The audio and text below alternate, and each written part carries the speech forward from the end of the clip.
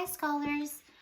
Today we are going to continue on our unit on types of wheels, and our essential question, our very important question, is what type of wheels are for work or for play? So if you remember on Monday you read the story The Seals on the Bus, and the bus was a wheel for work. It helped people get from here to there.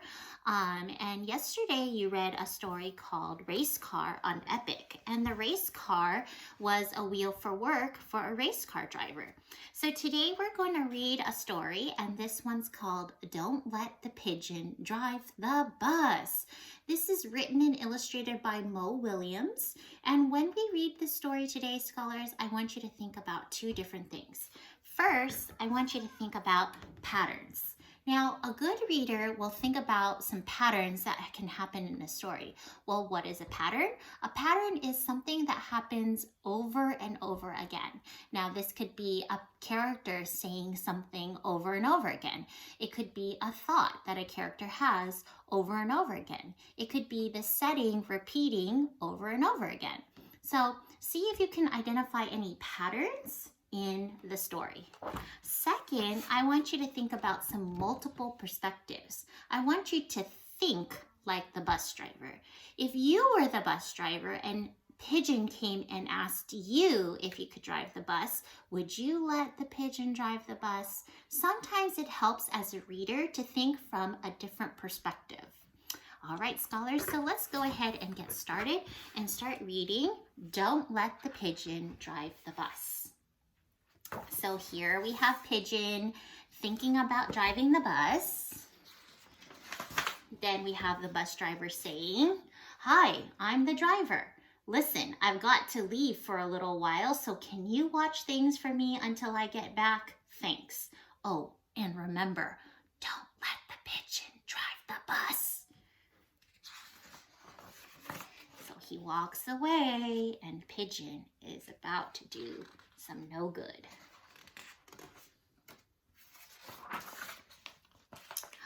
I thought he'd never leave.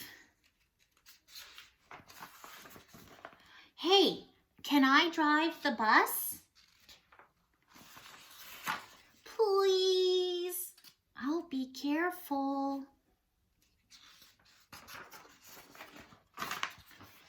I tell you what, I'll just steer. My cousin Herb drives a bus almost every day. True story. Vroom, vroomy, vroom, vroom. Pigeon at the wheel. No, I never get to do anything. So let's stop here and look at the pigeon. How do you think the pigeon is feeling right now? Is he feeling upset, disappointed, frustrated? So far, he just really wants to drive the bus. Hey, I've got an idea. Let's play Drive the Bus. I'll go first. Come on, just once around the block. I'll be your best friend. How about I give you $5? No fair. I bet your mom would let me. What's the big deal? I have dreams, you know. It's just a bus. Fine. So after all these reasons that Pigeon gives you to let him drive the bus, he finally gives up at the end and he just says, fine. Let me drive the bus. Now, whoa. We can tell here that the author, Mo Williams, really wanted you to know that Pigeon is feeling what kind of emotion? Can you tell me? Angry, upset, mad. You are right, okay? We can tell that one thing he did as an author was write the words in bold. Then he also added exclamation marks.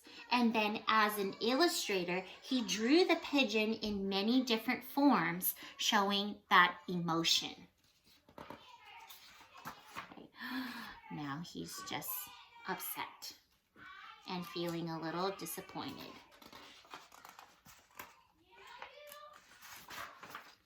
I'm back. You didn't let the pigeon drive the bus, did you? Great. Thanks a lot. Uh-oh. Where do you think Pigeon's gonna go? Bye. And he's really disappointed. He doesn't get to drive the bus. But he sees something else and goes, hey, I have an idea. Can you make a prediction, scholars?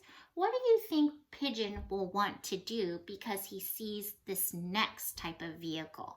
Take a good look. What do you think that might be? And can you make a prediction and say it out loud? Remember to use our scholarly frame and say, I predict, and my reason is, and then tell me what your reason is. And that's the end. Was your prediction right? Pigeon now wants to think about driving a big rig. And this is also a wheel that is for work, and it is a wheel that has 4 or more wheels. Awesome job, scholars. Good job for listening through that story. Okay, so now I want you to think back from multiple perspectives. I want you to think like the bus driver. Do you remember the bus driver? Here he is, right? I want you to pretend that you are this bus driver, and I want you to do a reading response. If you think letting the pigeon drive the bus is a great idea, then you would start this sentence frame to help you in your writing. And it says, I would let the pigeon drive the bus because. And I want you to provide your own reason for why you would let the pigeon drive the bus. Now, if you think it's such a bad idea to let the pigeon drive the bus and you think thumbs down, don't let him do it, then you're going to write this sentence frame in red. And it says, I would not let the pigeon drive the bus because, and then you give me reasons why you think it's not a good idea for pigeon to drive the bus. Now, scholars, is it okay for you to give me more than one reason why you think the pigeon should drive the bus or not drive the bus? Of course, I would love to see you give me more than one reason whether or not the pigeon should drive the bus or not. You can use any paper that you have at home to do your reading response. If you want to show me your reading response, you can also post it to Seesaw, and I'll make sure to read it and give you some comments and ideas about our friend Pigeon here, okay? Now, after you're all done with your reading response, I want you to go back and think about patterns. Remember, patterns are something that happens in the story over and over and over again. So thinking back in the story, don't let the pigeon drive the bus. Was there anything that happened to Pigeon over and over again? Or was there something that he said or thought about that he did over and over again? So think about those patterns, scholars, and what you can do is, on any paper you have at home, make a quick little circle map like this and just tell me some patterns that you noticed in the story, okay? It could also be some patterns that you noticed with the illustrations, with the way Mo Williams drew the pigeon. I actually noticed a pattern that throughout the whole story, Mo Williams used something like this. And what are those called? Speech bubbles. So that's a pattern that I noticed as I was reading Don't Let the Pigeons Drive the Bus. Okay, scholars? Well, thumbs up if you liked this story, or sideways if you thought it was okay, or thumbs down if could have been better. All right, scholars, thank you for listening, and I will see you for our next lesson. Bye-bye.